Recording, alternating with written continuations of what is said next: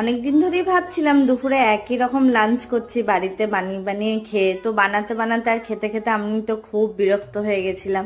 তো যে কারণের জন্যই আজকে আদিকে আমি বলেছিলাম যে আজ একটুখানি বিরিয়ানি খেতে যাব, যেহেতু আজকে সোমবার ছিল।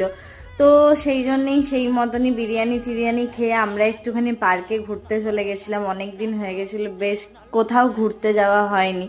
তো আজকে কল্পতরু পার্কে, চিলড্রেন পার্কেতে একটুখানি ঘুরতে গেছিলাম। সেখান থেকে ঘুরে টুরে এসে একটা কাস্টমার চলে এসেছিল, যে ডগ লাভার পার্সন ছিল।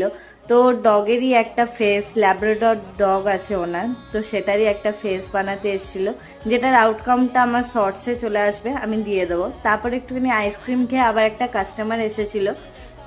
তো ওর কলার বোনে যে ট্যাটুটা হচ্ছিল সেটার আউটকামটা কি এসেছে, ফাইনাল লুকটা, সেটা আমার শর্টসে দেওয়া আছে, যদি না দেখে থাকো তো যাও গিয়ে দেখে নাও।